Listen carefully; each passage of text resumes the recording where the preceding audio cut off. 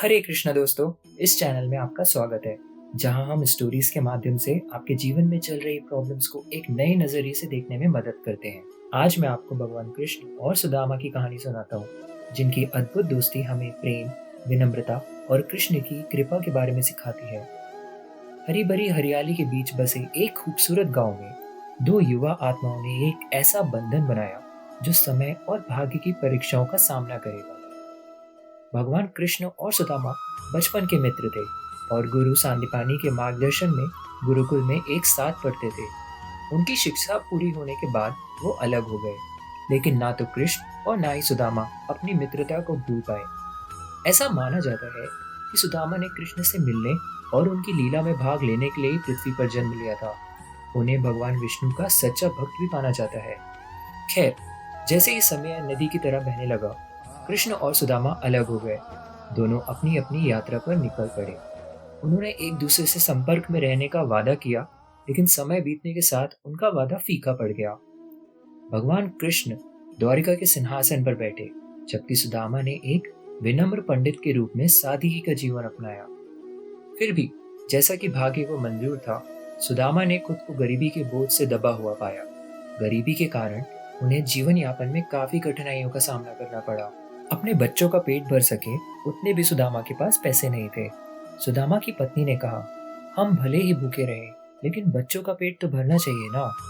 इतना बोलते बोलते उनकी आंखों में आंसू आ गए। सुदामा को बहुत दुख हुआ। उन्होंने कहा, हम क्या कर सकते हैं, किसी के पास मांगने थोड़ी ही जा सकते हैं। पत्नी ने सुदामा से कहा, आप कई बार कृष्ण की बातें करते हो।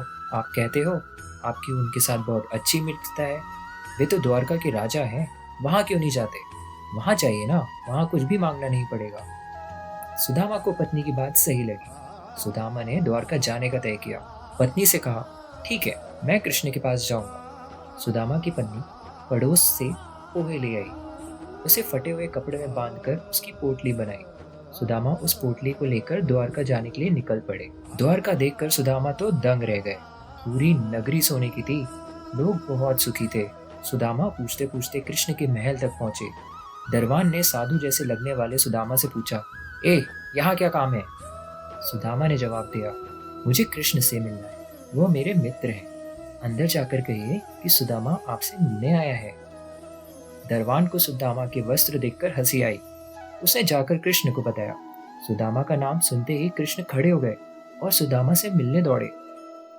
कृष्ण महल के द्वार की ओर दौड़े और सुदामा को गले लगा लिया। उन दोनों की आंखों में आंसू थे। सभी आश्चर्य से देख रहे थे, कहाँ राजा, कहाँ ये साधु।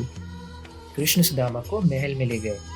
कृष्ण ने सुदामा को अपने सिंहासन पर बैठाया और वो खुद जमीन पर बैठ गए।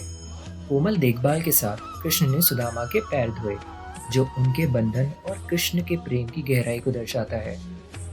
सुदामा कृष्ण की समृद्धि देख शर्मा गए। सुदामा पोहे की पोटली छुपाने लगे, लेकिन कृष्ण ने खींच ली। कृष्ण ने उसमें से पोहे निकाले और खाते हुए बोले, ऐसा अमृत जैसा स्वाद मुझे और कहीं से नहीं मिला। बाद में दोनों खाना खाने बैठे। सोने की थाली में अच्छा भोजन परोसा गया। सुदामा का दिल भर आया। उन्हें याद आया कि घर पर बच्चों को पेट भर खाना भी नहीं मिलता है। सुदामा वहां 2 दिन रहे। वो कृष्ण से कुछ न मांग सके और तीसरे दिन वापस घर जाने के लिए निकले। कृष्ण सुदामा के गले लगे और थोड़ी दूर तक छोड़ने गए। घर जाते हुए सुदामा को विचार आया, घर पर पत्नी पूछेगी कि क्या लाए तो क्या जवाब दूंगा। सुदामा घर पहुंचे। वहां उन्हें अपनी झोपड़ी नजर ही नहीं आई। उतने में ही एक सुंदर घर से उनकी पत्नी बाहर आई। उसने सुंदर कपड़े पहने थे। पत्नी ने सुदामा से कहा, देखा कृष्ण की कृपा, हमारी गरीबी चली गई। कृष्ण ने हमारे सभी दुखों को दूर कर दिया। सुदामा को कृष्ण का प्रेम याद आया। उनकी आंखों में खुशी के आंसू आ गए।